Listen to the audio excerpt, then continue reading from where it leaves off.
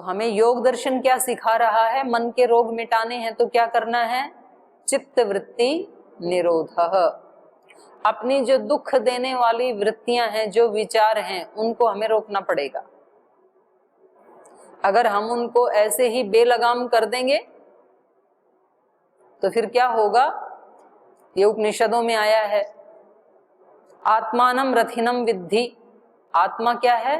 रथी, एक रथ है। ये हमारा शरीर एक रथ है, तो रथ में एक चलाने वाला भी होता है ना, रथी। तो आत्मा क्या है? रथी है। और ये इंद्रियां क्या हैं हमारी? उस रथ में जुते हुए घोड़े हैं। तो कितनी इंद्रियां हैं हमारे पास? 10 हैं आपके पास। 5 ज्ञानेंद्रियां, 5 कर्मेंद्रियां। तो ये इंद्रियां हैं, ये हैं घोड़े। और एक 11वीं इंद्रिय भी है। 10 तो बाहर हैं, दिखाई देती हैं, और 11वां इंद्रिय कौन सा है? मन। उसको अंतःकरण कहा है। करण मतलब इंद्रिय, साधन। तो वो है उन घोड़ों को नाक में डालने वाली रस्सी, लगाम। मना प्रग्रह मेवच, मन को प्रग्रह, प्रग्रह माने रस्सी। और बुद्धि है सारथी।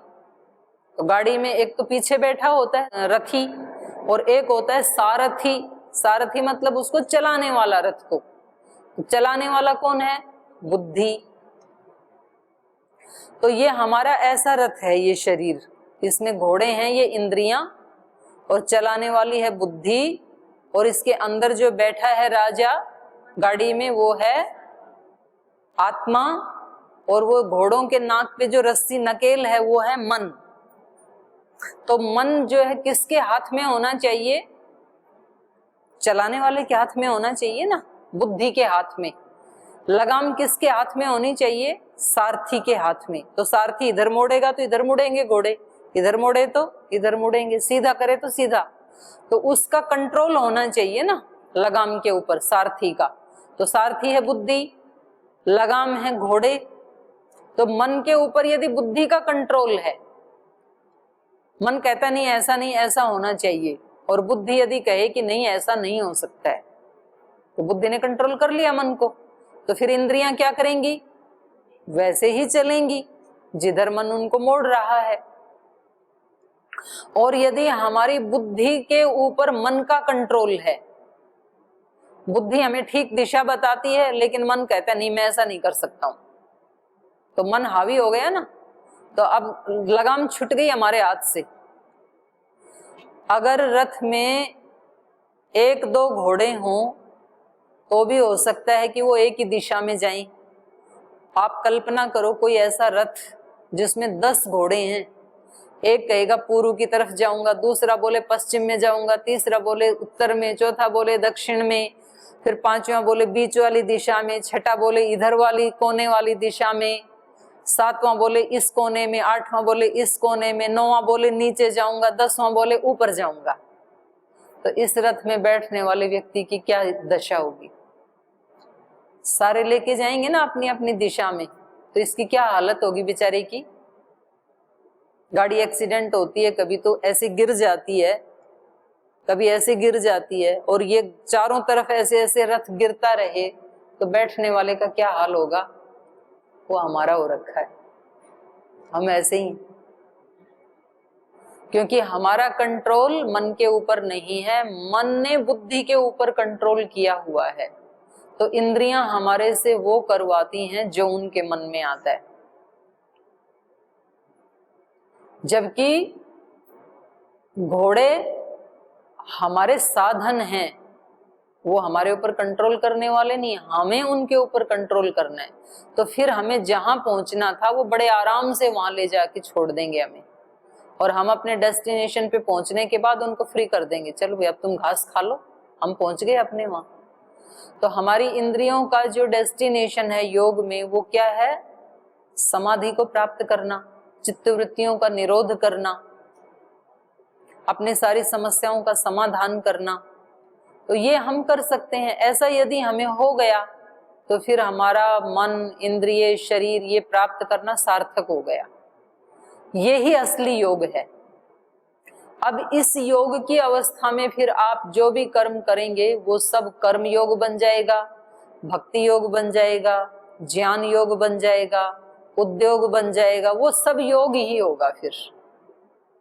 और यदि ये वाला योग सिद्ध नहीं है तो बाहर से जो भी होगा वो फिर दुरुपयोग ही होगा।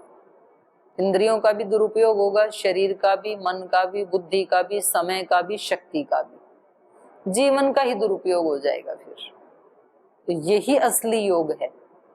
अब इसमें भी, योग में भी हम दो प्रकार का इसका विभाजन कर सकते हैं।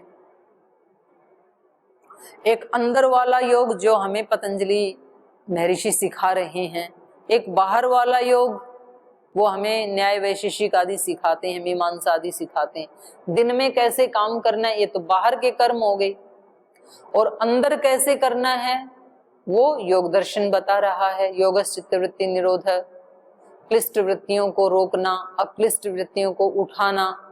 क्योंकि यदि हमें जैसे मान लो कोई हार्ड कॉपी चाहिए तो हार्ड कॉपी में कुछ भी गलत ना हो, सब बिल्कुल साफ साफ सुंदर ही हो, साफ सुथरा ही हो, तो उसके लिए पहले सॉफ्ट कॉपी हमारी करेक्ट होनी चाहिए।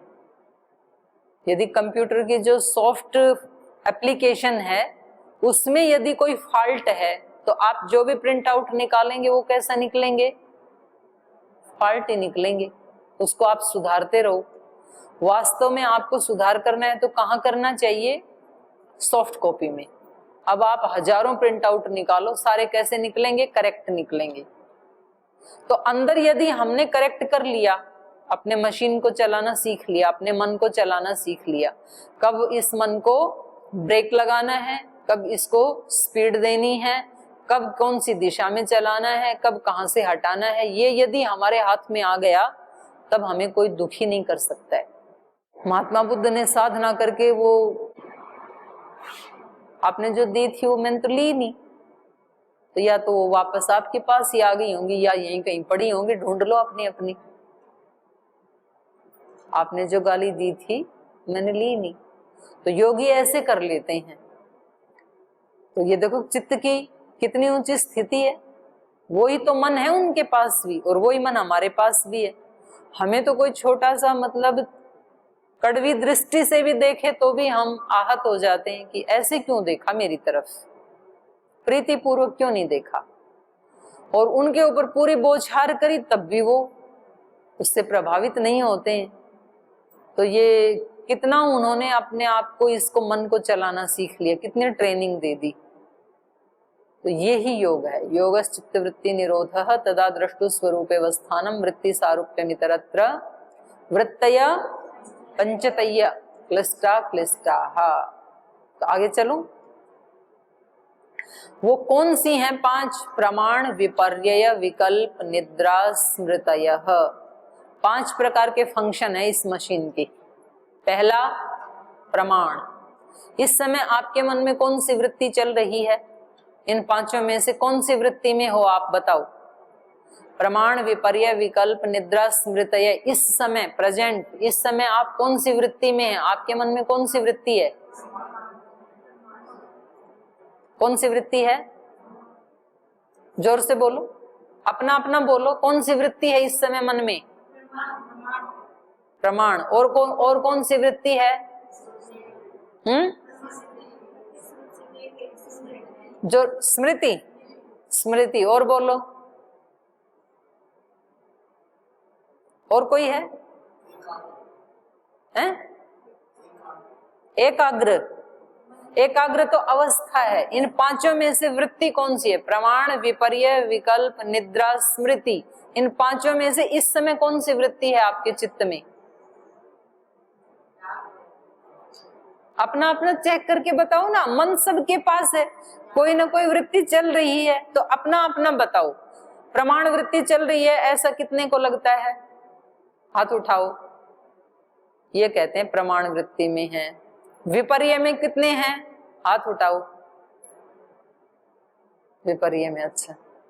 विकल्प वृत्ति में कितने हैं, आप विकल्प वृत्ति में हो। निद्रा वृत्ति में कितने हैं,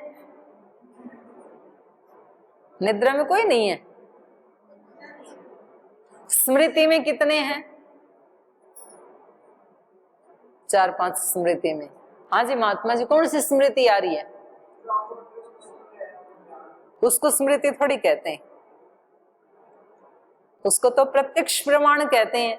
जो मैं बोल रही हूं उसको आप सुन रहे हैं, यही तो प्रत्यक्ष है। तो इसके लिए आपको पहले मैं बता देती हूँ ये क्या क्या है, प्रमाण क्या है, विपर्य क्या है, ये बता देती हूँ। प्रमाण उसको कहते हैं, प्रमाण देखो 3 प्रकार के हैं, प्रत्यक्ष, अनुमान, आगम। प्रत्यक्ष प्रमाण उसको कहते हैं, जैसे मैं आंख से किसी चीज को देख रही हूं तो मुझे पता चलता है कि यहाँ कक्षा में इतने विद्यार्थी बैठे हैं, यहाँ ग्रीन मैट बिछा हुआ है, यहाँ पंखे चल रहे हैं, इतनी लाइटें जली हुई हैं। ये जो विचार चल रहे मेरे मन में, इसको क्या कहेंगे? प्रत्यक्ष प्रमाण वृत्ति। और यहाँ पर कोई बोल रहा है और हम सुन रहे हैं, जैसे मैं बोल रही हूँ आप सुन रहे हैं, ये क्या है? कानों की प्रत्यक्ष वृत्ति। ये कानों का प्रत्यक्ष है ना। प्रत्यक्ष भी तो 5 प्रकार का होता है। एक आंखों से देखते हैं वो रूप का प्रत्यक्ष है, कान से सुनते हैं वो शब्द का प्रत्यक्ष है, ये प्रमाण है, प्रत्यक्ष प्रमाण। त्वचा से टच करते हैं, ठंडा है, गर्म है, कठोर है, मुलायम है, ये कैसा है? स्पर्श का प्रत्यक्ष। ये प्रत्यक्ष स्पर्श हो रहा है मेरे को। रूप रस कुछ चखते हैं, खट्टा है, मीठा है, तीखा है, गरम है, ठंडा है, जीवा बता देती है ना, चाय गरम है, आइस ठंडी है, नीम कड़वा है, रसगुल्ला मीठा है। तो ये क्या है? रस का प्रत्यक्ष। नाक के पास कोई दुर्गंध आती है तो हम कहते हैं ये अच्छी गंध नहीं है, और कभी हवन का धुआं आता है तो हम कहते हैं बहुत अच्छी गंध आ रही है। कोई फूल खिलाए, वहां से कोई गंध आ रही है तो उसको कहेंगे सुगंध आ रही है। तो ये अच्छे और बुरे का जो ज्ञान हो रहा है, ये क्या है? नाक का प्रत्यक्ष। तो प्रत्यक्ष प्रमाण कितनी प्रकार का हो गया बोलो? 5 प्रकार का। तो इस समय आप कौन सी वृत्ति में हैं? अब बोलो, आपके चित्त में अब कौन सी वृत्ति चल रही है? प्रत्यक्ष प्रमाण। ठीक है, कौन से वाला प्रत्यक्ष प्रमाण? 5 में से श्रवण का और देखने का, 2 हो रहे हैं। आप देख भी पा रहे हैं, सुन भी पा रहे हैं मेरे को। तो या तो हमारा मन होता है प्रमाण वृत्ति में, और प्रमाण भी फिर 3 प्रकार के हो गए। एक तो प्रत्यक्ष प्रमाण, प्रत्यक्ष में भी 5 हो गए फिर, और दूसरा अनुमान। आप प्रत्यक्ष पूर्वक अनुमान भी करते हैं। एक बार हमने कहीं आग को और धुआं को साथ साथ देखा, फिर दोबारा कभी धुआं धुआं दिखा तो हम कहते हैं कि जरूर यहाँ अग्नि भी होगी। ये जो विचार आया, ये कौन सी वृत्ति है? अनुमान प्रमाण।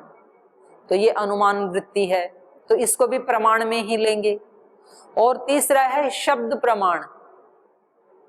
आपने किसी साधु महात्मा से सुना ऐसे कि आत्मा निर्लिप्त होता है, आत्मा शुद्ध है, बुद्ध है, मुक्त है, ना कभी जन्मता है ना मरता है, और वो ही फिर आपने गीता में भी पढ़ा, न जायते म्रियते वा कदाचित। तो फिर आप उस समय जब पढ़ रहे हैं तो आपके मन में एक विचार चल रहा है उसको पढ़ने से, तो ये क्या है? शब्द प्रमाण। तो हमारे मन में ऐसे विचार चलते हैं ना, तो इन सारे विचारों को क्या कहेंगे? प्रमाण वृत्ति। वृत्तय पंचतये क्लिष्टा क्लिष्टा प्रमाण विपर्यय विकल्प निद्रा स्मृति। तो एक तो हमारे मन में प्रमाण वृत्तियां चलती हैं, और प्रमाण भी फिर कितने प्रकार का हो गया? 3 प्रकार का। कौन कौन सा? प्रत्यक्ष, अनुमान, आगम। आगम या शब्द प्रमाण एक ही बात है। फिर प्रत्यक्ष भी कितने प्रकार का? 5 प्रकार का। और अनुमान होता है 3 प्रकार का। कोई बात नहीं, अभी आप एक ही समझ लो। प्रमाण 3 होते हैं वैसे, पूर्ववत, शेषवत, सामान्य। तो दृष्टि, इतना गहराई में मत जाओ, नहीं तो फिर पूरे आप आचार्य बन जाओगे। बन ही जाना चाहिए, बोल जी बना दो।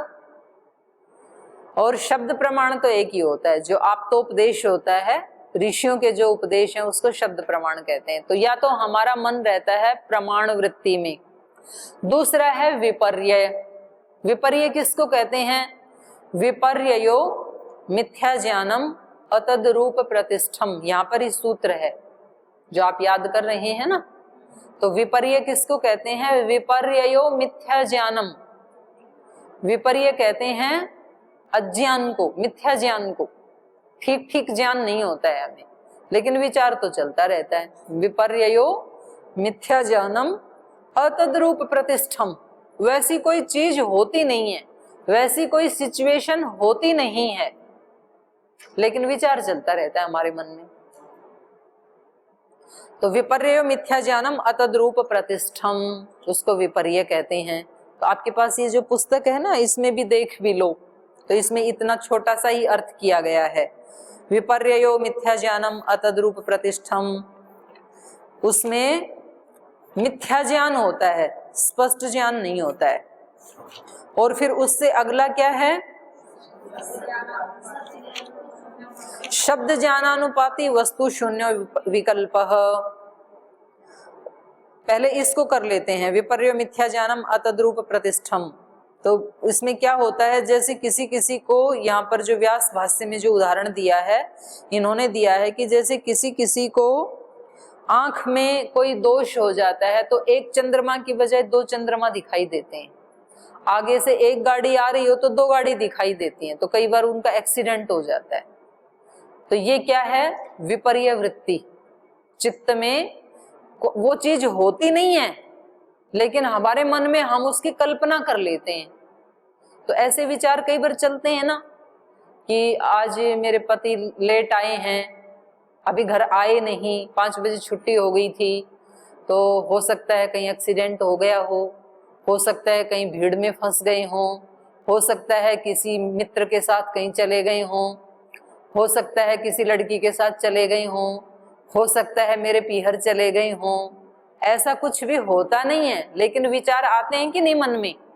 ये तो एक उदाहरण दिया मैंने, ऐसे बहुत सारे उदाहरण आते हैं। पहले तो ये व्यक्ति मेरे से बहुत अच्छे से बिहेव करते थे, आजकल तो इनका बिहेव चेंज हो गया, इस व्यक्ति का वस्त्र ऐसे हैं, इसकी वाणी ऐसी है, ये व्यक्ति ऐसा होगा। तो ऐसे ऐसे कितने विचार चलते हैं हमारे मन में, जो सच्चाई होती नहीं है, पर हमारे मन में तो चलता ही रहता है। तो इस वृत्ति को क्या कहा? विपर्य वृत्ति। ये भी मन का एक फंक्शन है। विपर्ययो मिथ्या ज्ञानम, मिथ्या ज्ञान है, वो अज्ञान है। अज्ञान कहते ही उसको है जो उल्टा पुल्टा दिखे। जो दूसरे पाद में आया ना, अविद्या का लक्षण, अनित्य शुचि दुख अनात्मसु नित्य शुचि सुखात्म ख्याति अविद्या। अविद्या किसको कहते हैं? अनित्य को नित्य मानना, नित्य को अनित्य मानना। शरीर अनित्य है, इसको हम नित्य मानते हैं और नित्य मान करके सारे सामान जोड़ते हैं। कभी ये विचार भी नहीं आता है कि ये सब छूटना है और शरीर भी छूटना है। और कोई सुना दे तो उसको बुरा मानते हैं। जीते जी अगर कोई बोल दे राम नाम सत्य है, सत्य बोले गत्य है, बोले क्या अशुभ बोल रहे हो, ये तो मरने पे बोला जाता है। तो मरने पे तो बोलने वाले बोल रहे, सुनने वाला तो गया, जिसको सुना रहे हो वो तो है ही नहीं, और तुम उसको सुना रहे हो, अपने आप को सुनाते नहीं हो। तो हम उसको, ठीक चीज होती है उसको सुनना भी पसंद नहीं करते हैं। ये अज्ञान की महिमा है। तो अनित्य को हम नित्य मानते हैं, नित्य को अनित्य मानते हैं, सुख को दुख मानते हैं, दुख को सुख मानते हैं। जितनी जितनी व्यक्ति की डिमांड पूरी की जाएंगी, कामनाएं पूरी की जाएंगी, उसको व्यक्ति क्या मानता है? सुख। वो सुख नहीं है, वो ही दुख है। क्योंकि जितनी जितनी आपकी डिमांड पूरी की जाएंगी तो आपको लोभ बढ़ता चला जाएगा कि पूरी होती ही जाए, और जिस दिन पूरी नहीं होगी, कोई ब्रेक लगेगा तो आपको क्रोध उत्पन्न हो जाएगा। तो ये जो हमारी डिमांड पूरी हो रही है, ये लोभ और क्रोध को बढ़ाने का सामान है। तो अब बताओ, डिमांड पूरी होना सुखदाई है कि दुखदाई? दुखदाई है वास्तव में तो, लेकिन डिमांड पूरी होने को हम क्या समझते हैं? सुखदाई समझते हैं। और डिमांड पूरी ना होना ये सुखदाई कैसे हो सकता है? जब कभी हमारी डिमांड पूरी नहीं होगी, हमारे मन के अनुकूल नहीं होगा, तो हमें सहन करना आ जाएगा, हमारा अहंकार टूटता है। फिर जब हमारे मन के मुताबिक नहीं होता है तो हमारा अहंकार टूटता है, और अहंकार का टूटना ही आध्यात्मिक उन्नति है। कोई व्यक्ति अध्यात्म में उन्नति कर रहा है तो उसके लिए उसको क्या करना पड़ेगा? अहंकार को तोड़ना पड़ेगा। तो जो अहंकार मैं खुद नहीं तोड़ पा रही थी उसको किसी दूसरे ने तोड़ दिया, तो ये तो मेरे लिए सुखदाई है। अच्छा ही किया, मेरा काम कर दिया ना, तो इसी से तो मेरी आध्यात्मिक उन्नति होगी। तो हम सुख को दुख मानते हैं, दुख को सुख मानते हैं, नित्य को अनित्य मानते हैं, अनित्य को नित्य मानते हैं, अशुचि को शुचि मानते हैं, शुचि को अशुचि मानते हैं। शरीर आदि अपवित्र हैं, इसके जितने भी दरवाजे हैं, मलमूत्र द्वार, उनमें सब में से गंदगी बहती रहती है, और बिना दरवाजे भी एक एक रोम से भी गंदगी बहती रहती है। तो कहीं से भी शरीर पवित्र नहीं है। और जो इसकी उत्पत्ति का कारण है रजवीर्य, वो भी पवित्र नहीं है। जहां से शरीर उत्पन्न होता है वो स्थान भी पवित्र नहीं है। तो सारा का सारा कितना अपवित्र है। और इसके अंदर जो है या तो हड्डियां हैं, रक्त है, मांस है, मलमूत्र है, उन सब का इकट्ठा ढेर है ये। तो उन यहाँ बाहर लाके यदि ढेर लगा दें हड्डियों का, मांस का, खून का, मलमूत्र का, तो वहां कितनी देर बैठोगे आप? भागोगे ना वहां से। और यहाँ अंदर क्या है? वो ही तो भरा पड़ा है सारा, और इसको हम पवित्र मानते हैं। तो ये क्या है? अज्ञान। इसी को अविद्या कहा। उल्टा पुल्टी दिखती हैं चीजें हमें, और वास्तव में जो पवित्र है, आत्मा पवित्र है, ईश्वर पवित्र है, तो वहां हमें लगता है तो बड़ा दुखदाई है भाई, ये कोई साधु संत करें इसको, साधना को हमारे बस का नहीं है ये, हम अपने यहीं ठीक। तो ऐसे ऐसे विचार हमारे जो बनते हैं उसको क्या कहा? विपर्यय। ये विपर्य वृत्ति, मन का फंक्शन है ये, और कुछ भी नहीं है। हमारे मन में उल्टा पुल्टा दिखाने वाले फंक्शन चलते रहते हैं। विपर्ययो मिथ्या ज्ञानम अतद्रूप प्रतिष्ठम। और तीसरा फंक्शन क्या है इसका? और कौन से विचार चलाता है ये? शब्द ज्ञानानुपाती वस्तु शून्य विकल्प है। विकल्प वृत्तियां भी उठती हैं इसमें। विकल्प वृत्ति कौन सी होती हैं? शब्द शब्द होते हैं, उनका अर्थ कभी भी होता नहीं है धरती पे, और वो विचार हमारे मन में चलते रहते हैं। ऐसे सपने भी आते रहते हैं। तो कई बार चीजें, जैसे मान लो किसी को कोई फुंसी हो गई, तो अब ये व्यक्ति उस फुंसी को लेके कितने विचार उठाता है। अगर ये मेरी फुंसी ठीक नहीं हुई तो, अगर ये कैंसर बन गया तो, कैंसर के लिए फिर मुझे हॉस्पिटल जाना पड़ेगा, फिर वहाँ इतने रुपए इलाज के लिए मेरे पास नहीं हुए तो, फिर पता लगा कि वो कैंसर में मेरा इलाज तो हुआ नहीं और मेरी मृत्यु हो जाएगी, तो फिर मेरे बच्चे बर्बाद हो जाएंगे, तो मेरे तो छोटे छोटे बच्चे कैसे रोएंगे, ये पड़ोसी के यहाँ खाना मांगने के लिए जाएंगे, फिर वो खाना ना दे करके इनकी पिटाई करेंगे, तो मतलब कितना आदमी सोच लेता है।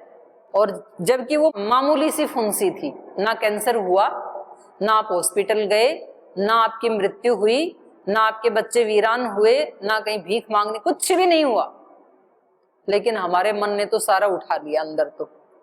तो ये मन की कौन सी वृत्ति है? ये विकल्प वृत्ति है। प्रमाण, विपर्य, विकल्प। निद्रा भी मन की ही वृत्ति है।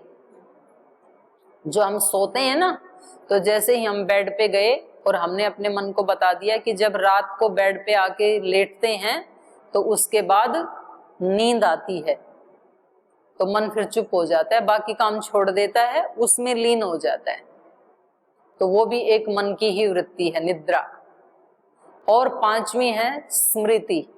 स्मृति होती है जो वस्तु कभी हमने देखी थी कहीं या कहीं सुनी थी, अब हम उसको दोहरा रहे हैं अपने मन में, उसको स्मृति कहते हैं।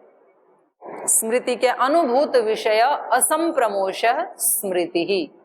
अनुभूत विषय, जो विषय हमने अनुभव किए थे। विषय मतलब शब्द, स्पर्श, रूप, रस, गंध। कोई शब्द सुना था, कोई रूप देखा था, कोई गंध सूंघी थी, कोई स्पर्श किया था, ये सारे क्या हैं? विषय। पहले किया था कभी, आज नहीं हमारे सामने, लेकिन आज हमें वो वृत्ति हम मन में उठा रहे हैं कि जब हम हरिद्वार गए थे तो वहां प्रसादम में ऐसे खाना खाया था, वहां दीदी क्लास में ऐसे बैठे थे, वहां हमने ये शब्द सुना था। जब आप अपने घर जाके इसको याद करेंगे, या आप नीचे अभी प्रसादम में खाना खा रहे हैं और आप कहेंगे कि ऐसी सब्जी एक दिन मैंने दिवाली वाले दिन मेरे घर में बनाई थी, फिर मेरे बच्चे ने ऐसे कहा था, पति ने ऐसे कहा था, फिर मैंने भी 2 कटोरियां खाई थी, फिर उसके बाद पेट में भी दर्द हुआ था। तो ये सारी क्या हैं? स्मृतियां।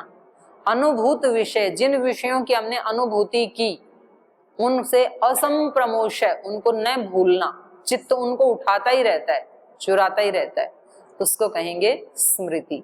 बस जितने भी विचार आते हैं उनको इन 5 पार्ट में डिवाइड कर दिया, इनके अतिरिक्त और कोई विचार नहीं होता है। मन के ये 5 ही फंक्शन। जितने भी, एक व्यक्ति को एक दिन में लगभग कितने विचार आते हैं?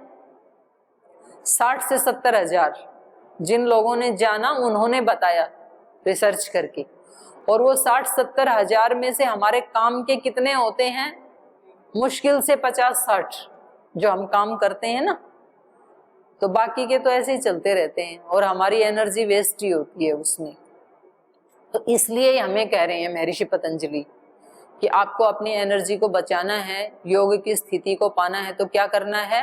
5 वृत्तियों में जो सुख देने वाली हैं उनको तो बनाए रखना है, और इन 5 प्रकार के फंक्शन में जो दुख देने वाली हैं उनको डिलीट करना है। क्योंकि प्रमाण सुखदायी भी होता है, दुखदायी भी होता है। जैसे अभी आप योग दर्शन सुन रहे हैं तो ये कैसी है? अक्लिष्ट वृत्ति, सुखदायी है ये। और अगर आप कोई ऐसी चीजें सुने जिससे सुनते सुनते ही कष्ट हो मन में, तो वो क्या है? क्लिष्ट वृत्ति, उसको हटाना है। इन 5 ही प्रकार के फंक्शन में कुछ ऐसी चीजें हैं जो सुख देने वाली हैं, ऐसे विचार हैं, तो उनको तो बना के रखना है, और जो दुख देने वाले हैं उनको हटा देना है। तो एक तरह से आपको कहां तक के सूत्र पढ़ा दिए मैंने? 11 तक पढ़ा दिए हैं। माने 5 वृत्तियां पढ़ा दी ना, निद्रा तक पढ़ा दिया। अब इनको रोकना कैसे है ये हम कल पढ़ेंगे।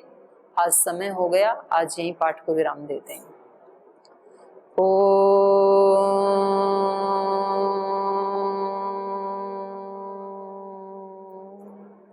शांति शांति शांति। श्री गुरुभ्यो नमः।